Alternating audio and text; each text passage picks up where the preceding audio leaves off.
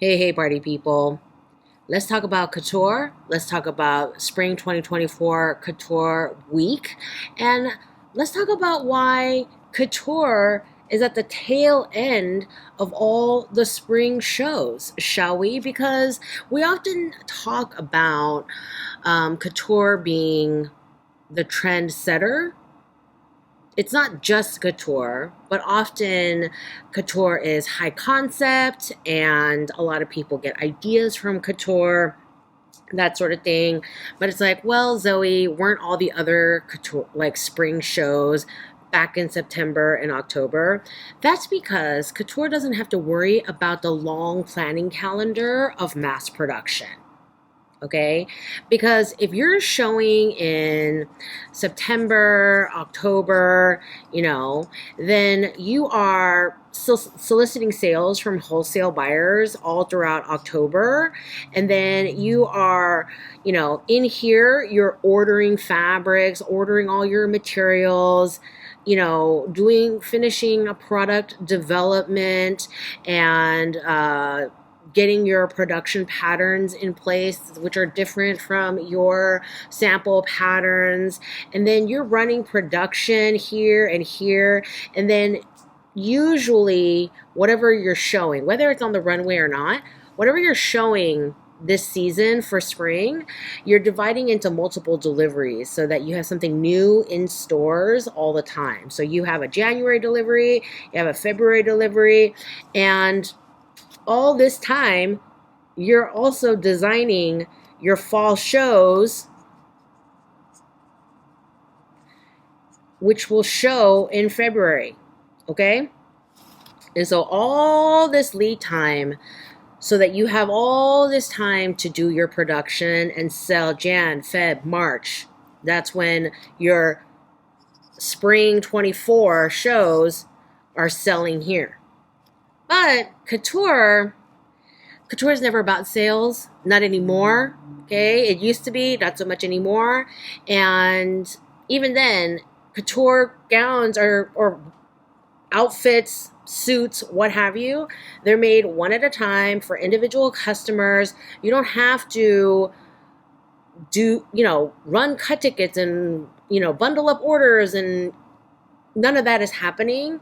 And so you get the one order for the one dress, and then you make the one dress, and however long that takes you in the late winter, early springtime. So because you don't need that long lead time, your couture shows for spring are in January.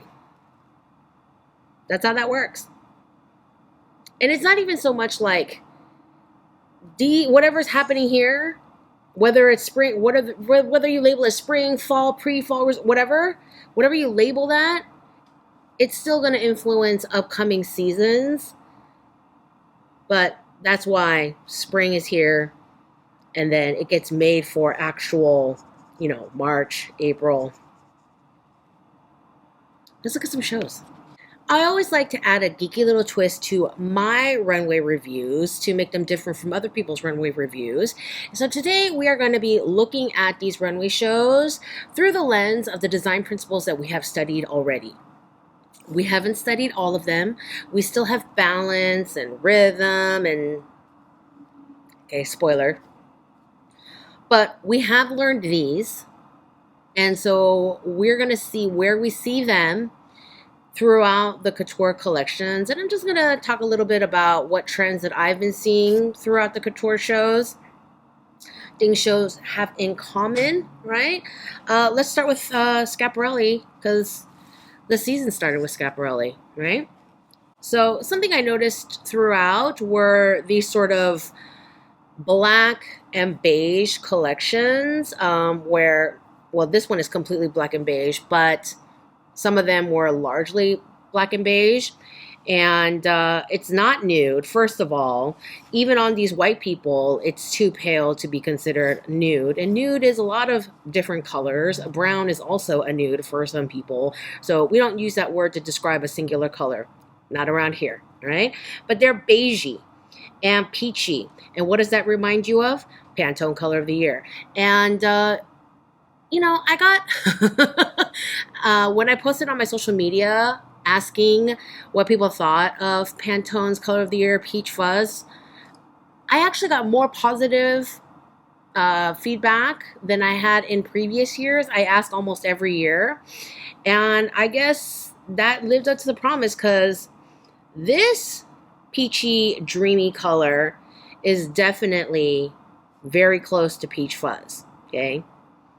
Very beautiful, dreamy, gorgeous satin rendition of Pantone Color of the Year. A lot of black, a lot of cream, a lot of ivory, a lot of beige, okay? So we already studied Schiaparelli. We did a Schiaparelli case study for the Emphasis video, and a lot of Schiaparelli looks, there's a lot of bold contrasts, a lot of, you know, focal points, points of emphasis, using different kinds of contrast. Here we have shiny and black versus matte and white or off-white. We have soft, textured, round versus hard, shiny, smooth. And we're also going to see a lot of big shoulder emphasis here. Look at the widened shoulders, broader shoulders. This one, it has this, you know, negative space created to emphasize the arms coming away from the body. Like that. More of that wide shoulder, arms away from the body silhouette with repetition. A lot of repeating buckles, repetition around the neck. And then another trend that I saw throughout the season were kind of exposed corsets, sheer corsets, undergarments fully or partially revealed that look more like girdles and not like a beautiful finished corset. Something like this where it does look more like an undergarment as opposed to an outer finished corset. And another thing that I saw was this kind of bubble skirt. Not as common as some of the other trends, but I did see it across the board. Okay. Another point of emphasis. Who is looking at anything but this robot embellished baby? Second point of emphasis, this. Look, if you've ever taken care of a baby, then you know that you would actually never wear an earring like this right where a baby could snatch it. No. Okay. Unless you are not particularly fond of your own earlobe, that would never happen.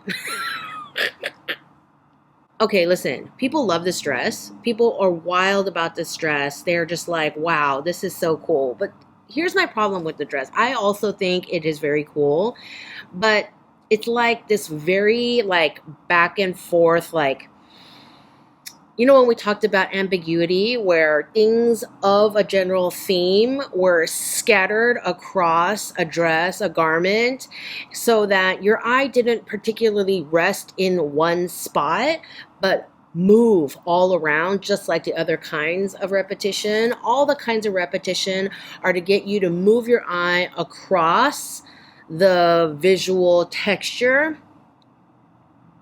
whereas emphasis is about pointing your eye at one particular thing to look at. And this is some weird mess of both, where honestly, I cannot stop looking at this phone and this boob, whatever that thing is that is on this boob, and then back to this phone, and then back to this boob. And then my eye does bounce around like this one little orange spot.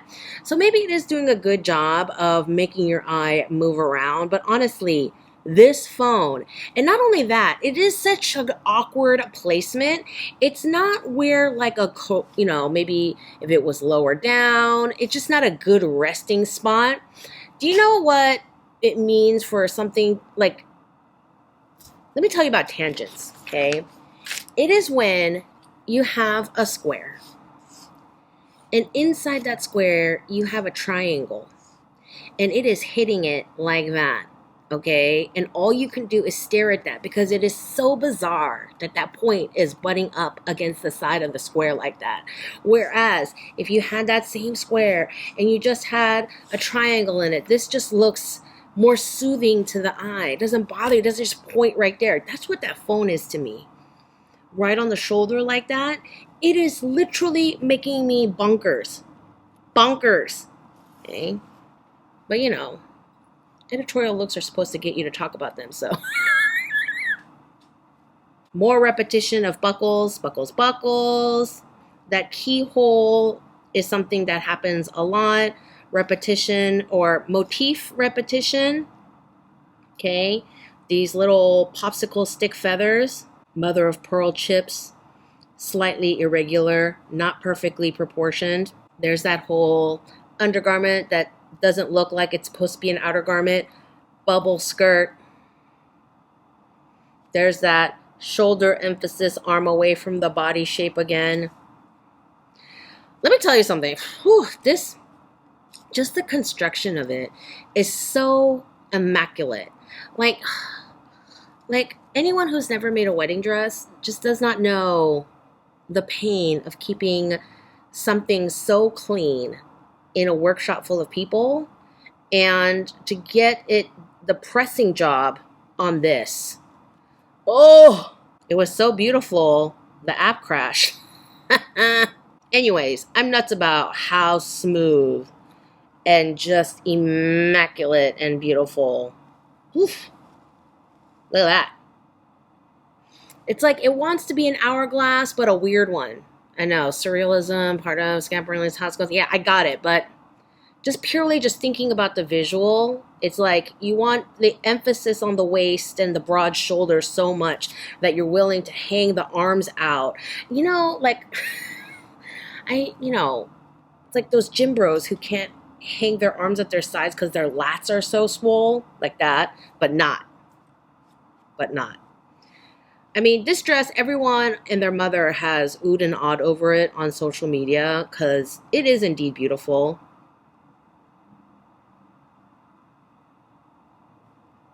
I mean, what is there to say? It's beautiful. And this is an excellent motif, whereas you have imagery and swirls that are similar to each other. You have these different kinds of stitches in different sections all over the place, but it's not like a perfect grid repetition of exactly same elements, but it's moving across the whole thing in ways where your eye doesn't just settle onto one specific spot. Really beautiful. Your eye moves, you're looking at the texture, you're looking at the shape, you want to see the back, like no coffin garments here. You know, not quite as elongated, but we see that extreme high-waisted Loewe pant look. You know, people were really into this whole raised strap thing, but I mean, if the bust or waist is tight enough, it'll just stay there. I'm not even convinced that was not intentional. Another one of those bubble skirts, shoulders. I don't know how I feel about this knotting sort of thing. They look like Bantu knots. They just, but they're not. They look like hair, but listen, I'm just going to leave it alone, but I don't feel great about what is happening here. Another, but more subtle shoulder emphasis. We're getting into the beiges, that peachy little shoulder pop. This looks like deconstructed Playboy bunny to me with the pink, more, pink leaning peach, little bunny ears. There's that beautiful screen again, bubble skirt. Sometimes you see these fashion shows, they got so many titties showing, like I'm afraid one of my videos is going to get taken down or something.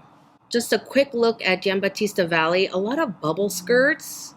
I've been seeing a lot of bubble skirts come around, especially ones that are not to the floor. Like Schiaparelli showed a lot of those that are like midi length or ankle length, and he's showing more in a floor length, but there's a lot of bubbles happening this season.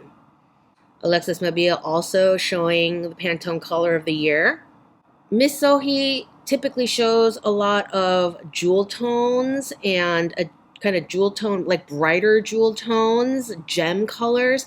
Like I like calling them gem colors. Like jewel tones to me scream fall colors, like ruby red, garnet red, you know, deep emerald green and not grassy emerald green. Whereas hers are more like fun gem colors.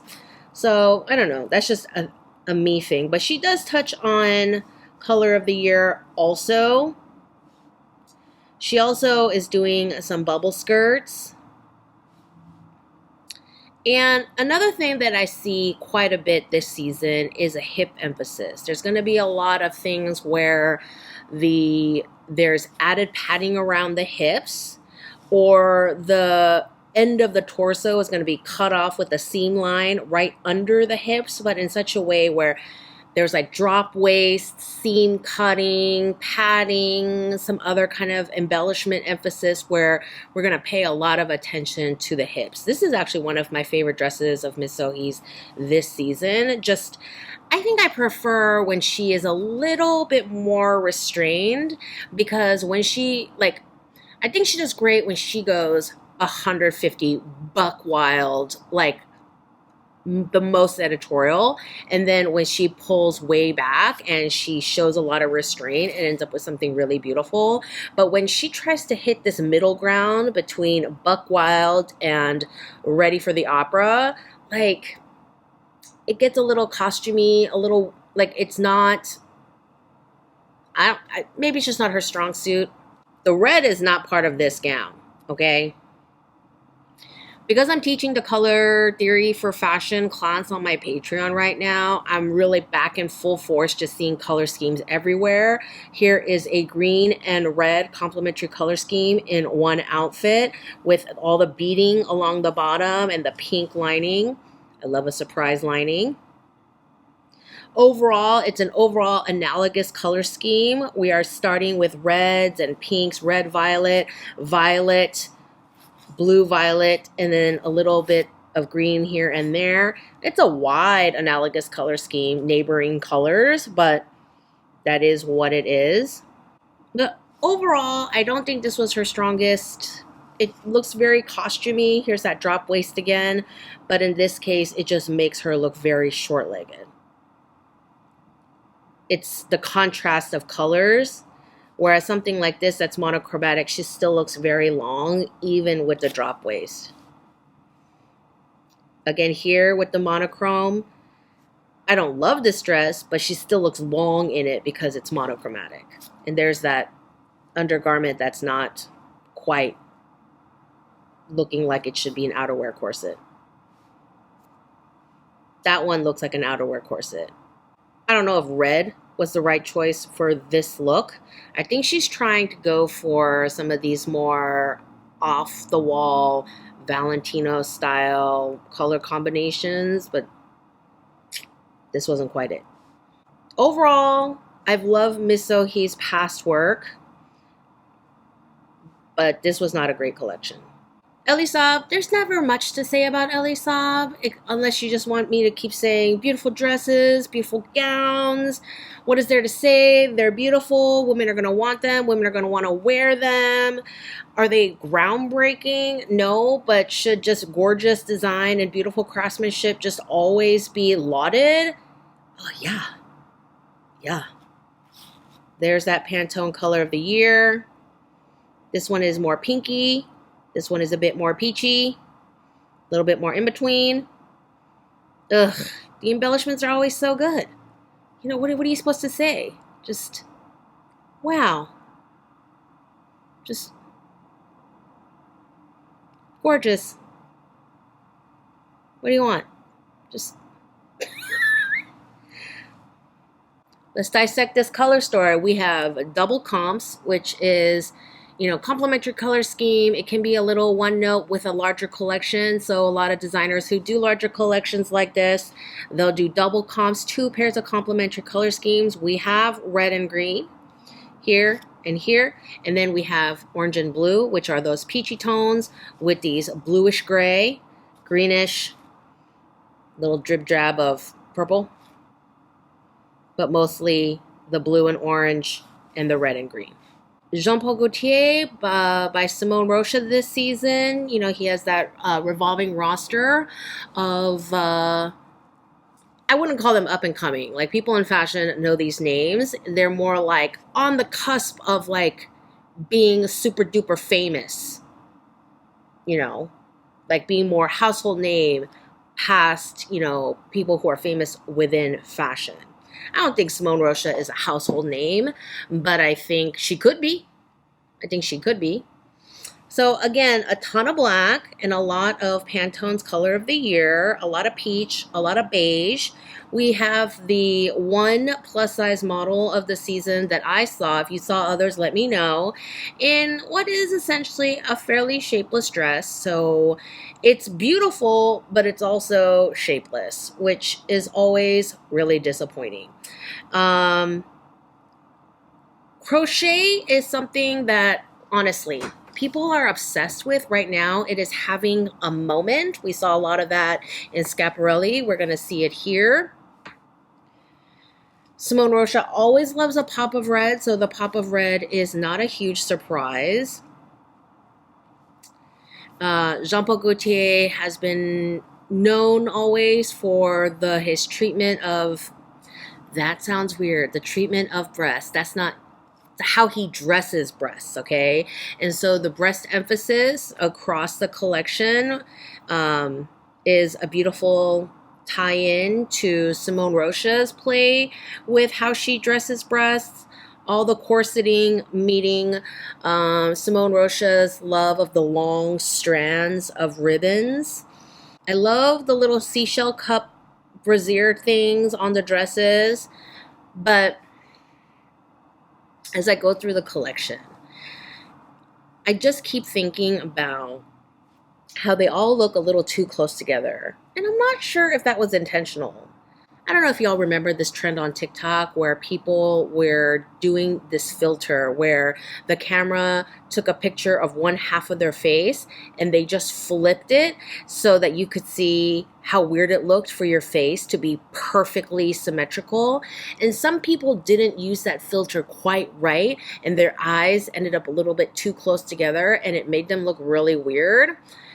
That's what this feels like to me when the breasts are a little bit too close together. It doesn't look like it fits their frame naturally. Can't you just see it better? Just like half an inch. Just like, look how the sailor thing, definitely a Gaultier reference. The cone bra meets the big skirted coat. Bubble skirt. Okay. This is a beautiful Simone Rocha Gaultier mashup. This absolutely reminds me of that peachy pink, tightly corseted dress that was corseted all across the back, modeled by Sophie Dahl back in the day. Hashtag if you know, you know. The little spray of red is absolutely Simone Rocha. You know I love Simone Rocha. I did a whole video using her as a case study for Unity and Variety, and I talked a lot about the themes that she goes through and uses often and how much I love her work and how I want to wear this and how I want to wear that. And so to say that I don't love this collection, I like it, but I don't love it. Because, you know, one of the things I love from both Gaultier and Simone Rocha is the gender flippery, okay? A little bit more obvious with Gaultier than Simone Rocha, but I would have liked a little bit more playing with the gender flippery. That would have been really interesting to me, especially seeing gender flippery done this day and age as opposed to the peak of Gaultier's career. Yeah. I mean, this is very cute. I love how there's so many flat shoes, because I personally have done away with heels in I have like 2 pairs of emergency heels, and then I have my wedding shoes stored somewhere. But like, But I love this, the corsets, of course. You know, it is a beautiful Venn diagram. You know, like if she were to take over this house, you know, I think out of all the people who have done a collection for Gaultier, I'm most familiar with Simone Rocha's work. And that Venn diagram, she nailed it. Except this section where gender flippery would belong. But she really nailed all the rest of this. And she got a little bit in here, she got a little bit in there. But she really nailed that intersection. This one is slightly better. The bra cups. Here's that hip emphasis with the hip padding. More hip padding, and also like constraining garments that don't quite look like they're supposed to be worn on the outside. These bra cups are too close together. It's making me crazy. Look at these little bra cups that are just like, they should just be just a half inch. Yes, I'm gonna obsess over it forever. This dress I might also obsess over forever. My sister has recently taken up crocheting. I might just send this to her and be like, hey, thank you. You can make me one doily for every diaper of yours I changed during my childhood. Okay, bye. Is it just me, or is Guinevere Van Seenus back? Or has she been back and I just didn't notice because I spent most of last year locked up in a hospital and not watching a ton of runway shows? But I love that she's back. She's one of the few like big models that I've seen in person. And I mean, who knows what she looks like now? This was back when oh man, I'm going to say about 15 to 20 years ago, I saw her in person at a magazine stand. And when I tell you that her skin like had that lit from within glow, and you know those people who just ooze effortless cool just standing around? And I love this, the hip emphasis, the kind of unconventional embellishment. This is very cool. I love this. I don't understand where this fits in at all.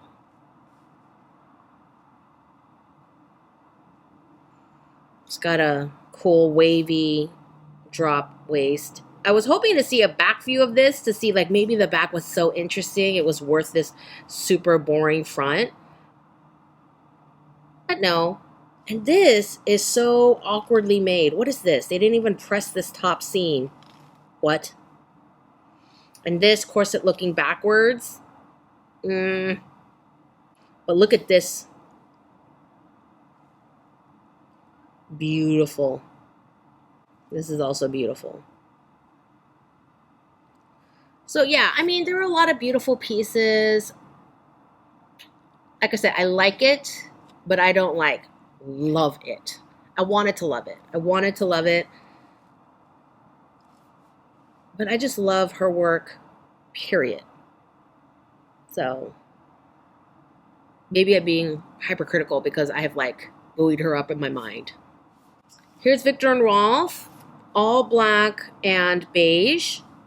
Okay, it's not really about Pantone color of the year. It's just really about, I think, that dress form beige muslin color, because a lot of this references dressmaking and dressmaking process. What does the review say? Viktor and Rolf scissor hands. Dismemberment. Okay, whatever. But yeah, I do feel the whole Edward Scissorhands, Viktor and Rolf Scissorhands situation. Some of it looks like, and fashion school students will know this, that feeling when some parts of your garment turn out great, so you just want to take a big pair of scissors to it.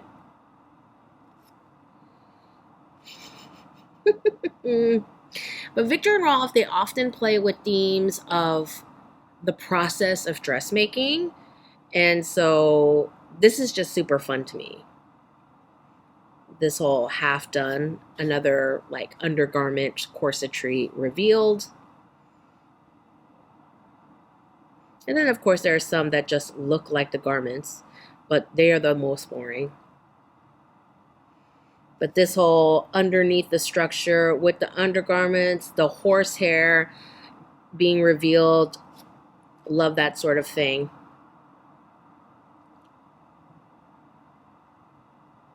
This whole, I love this whole like you took a picture of a dress and there was a picture of the woman wearing the undergarments underneath, and you just took a strip of paper and just went but yeah, the finished pieces aren't, and maybe that's the point. Definitely Pantone color of the year, but made richer, deeper, so touching on that trend without literal translation of the trend. And then we get into softer, rosy, earthier peaches. Here you see hip emphasis in more subtle ways with this sort of embellishment here. Drop waist, that little emphasis there. Drop waist, this emphasis here. Drop waist, and the emphasis here.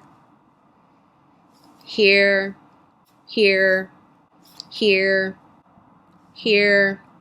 Robert Woon's collection was one of those where objectively, as someone who follows fashion, I acknowledge how beautiful it is and how well crafted everything looks and how cool the techniques are, but personally don't have any connection to.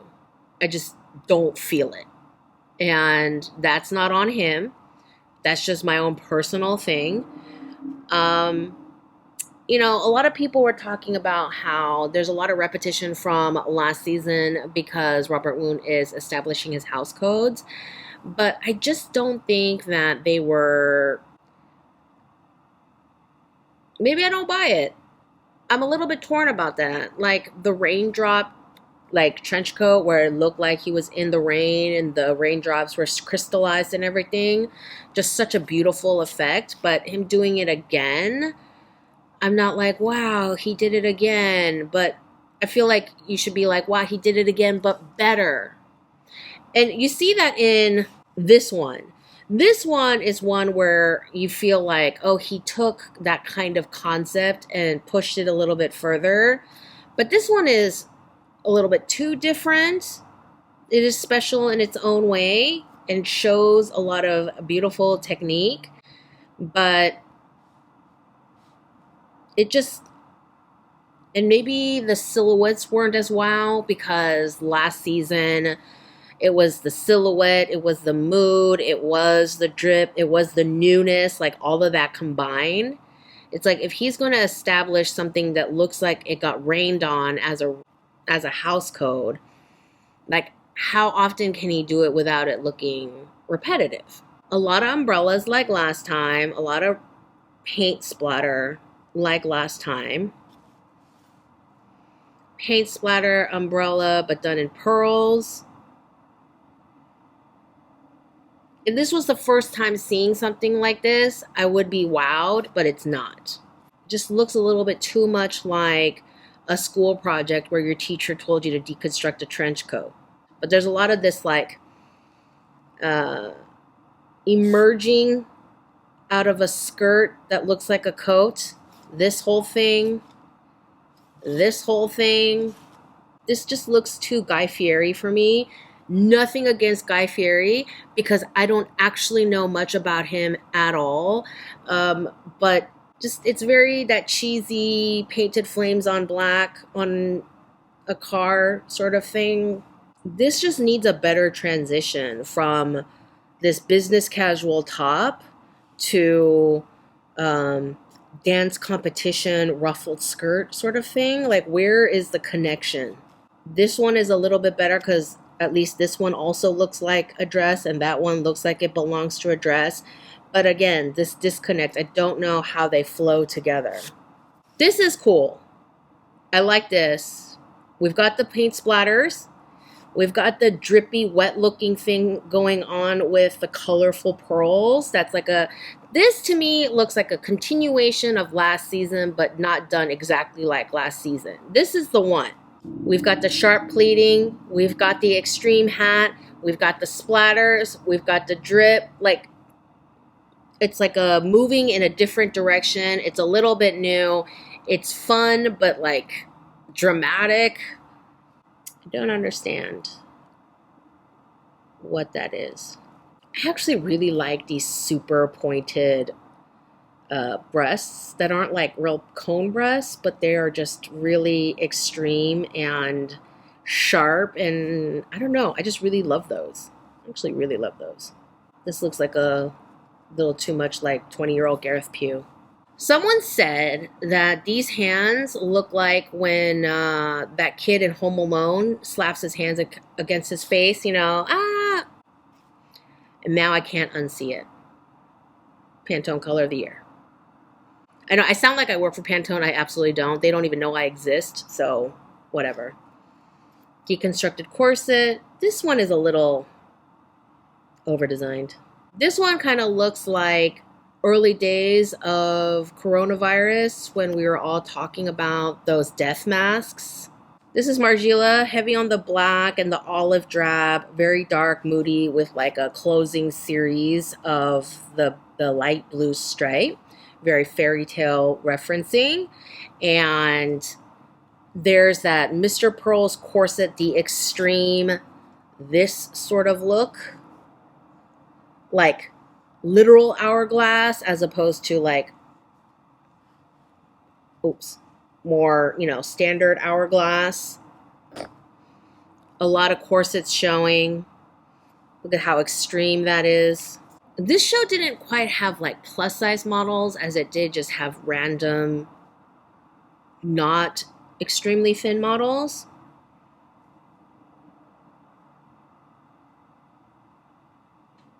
I think that the story of this Margiela season is Pat McGrath's makeup for it. There's that hip emphasis again.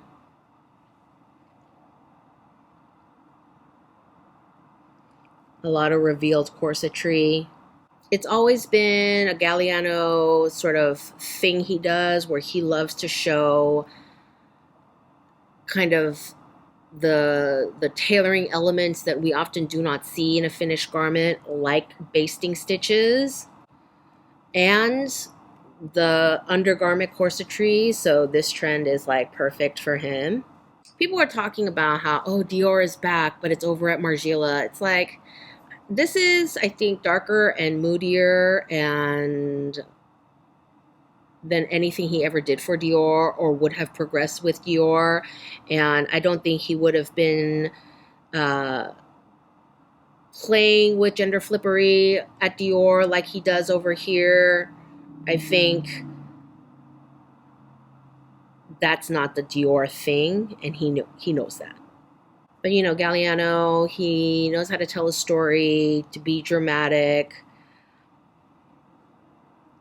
also show a bit of sense of humor, using unconventional materials or using conventional materials to make them look like unconventional materials. Like, this is not actually corrugated cardboard, but it looks like it's made from corrugated cardboard. If I didn't stop by your favorite look, it's probably because I'm afraid of YouTube taking my video down, okay? There was a lot of TNA in this show. But yeah, a lot of hip emphasis. Look at these big pockets. A lot of those revealed corsets. A lot of black. A lot of beige. So I'm going to end on Valentino. Nobody asked for Valentino, but it's a big show, so I feel like I should address it. And, you know, it's like, oh, there's a bubble skirt and, you know, complementary color scheme. Analogous color scheme. Bunch of black, some Valentino red. I don't know. This one was just like very wearable, but also not. I feel like we've moved away from the big boxy oversize, but he hasn't. And it just doesn't look new. It doesn't look new. Like everything kind of looks like we've seen it already. In color combination, you know, these are color combinations that I was once excited to see. But it's kind of all been done now, and I would like to see something new now. Just really not all that interested. It's one of these collections where on first glance it looks like it would be wearable, but it's really not. I feel like we've all moved past the generally boxy, oversized looks, and we're doing kind of strategic oversize more now.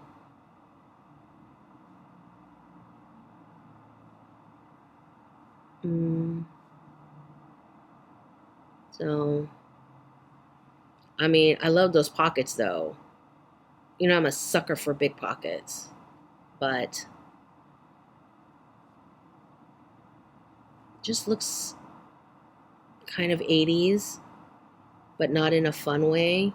Did I love any of the collections this season? I think Schiaparelli is the closest, but there wasn't any where I'm like, oh my God, I'm so in love and I need everything and I want to. But there are a lot of cool things. Anyway, please give this video a thumbs up if you enjoyed my hate parade of things I didn't like about this season's couture collections.